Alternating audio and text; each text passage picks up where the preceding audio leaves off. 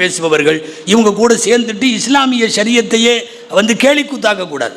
நல்லா தெரிஞ்சுங்க, மார்க்க சட்டம் மாறாது, கியாமத்து வரையும் மாறாது. நீ என்னென்ன வேணாலும் லண்டனை பார்த்து, அமெரிக்காவை பார்த்து, யூரோப்பியன் கண்ட்ரிஸை பார்த்து நீ என்னென்னமோ பண்ணலாம், மார்க்கம் மாறாது.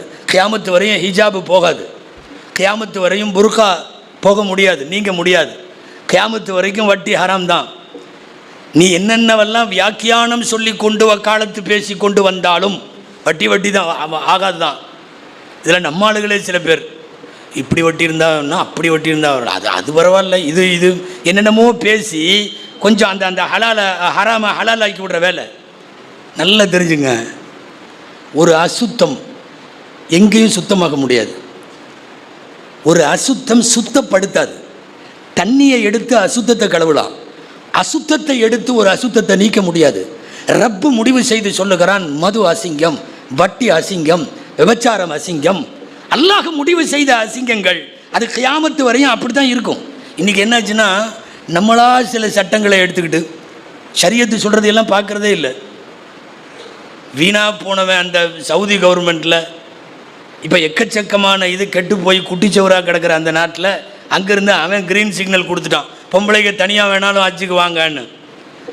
இவன் இங்கிருந்து நம்மால் முஸ்லீம் பெண்களை தனியாக போங்கன்ட்டான். மார்க்க சட்டம் என்ன சொல்லுதுன்னு பார்க்குதுமா இல்லையா? நம்மளுக்கு கிளம்பிடுதுங்க. எத்தனை கத்தீஜா, எத்தனை ஆயிஷா, 237 பேர் போன ஆண்டு ஹஜ்ஜில் 237 பேர் எந்த துணையும் இல்லாமல் தனியாக பயணம் செய்த ஹாஜி பெண்கள். மஹரம் இல்லைன்னா கடமையே ஆகாது என்கிறார்கள் மார்க்க அறிஞர்கள். நீங்கள் எத்தனை மதரசா, உங்கள் ஊர் தாவூதியா மட்டுமல்ல, உலகத்தில் உள்ள மதரசாலையெல்லாம் கேளுங்க.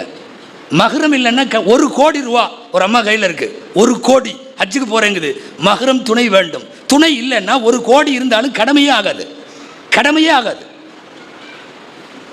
இங்கிருந்து மோடி போக சொல்லுகிறார், அங்கிருந்து முகமது பின் சல்மான் வர சொல்லுகிறார். இவனுக்கு 2 பேரும் அத்தாரிட்டியா? இவங்க ஷரியத்தினுடைய ஆட்களா? கிளம்பி போகிறோமா இல்லையா? மார்க்க சட்டம் ஒன்று இருக்க நாம சில சட்டத்தை உருவாக்கிட்டோம். பொம்பளைகள்லாம் நிறையா இருக்காங்க, அதனால் சொல்லணும். இப்போலாம் இதா 40 நாளாமா, இதா 40 நாளுங்க.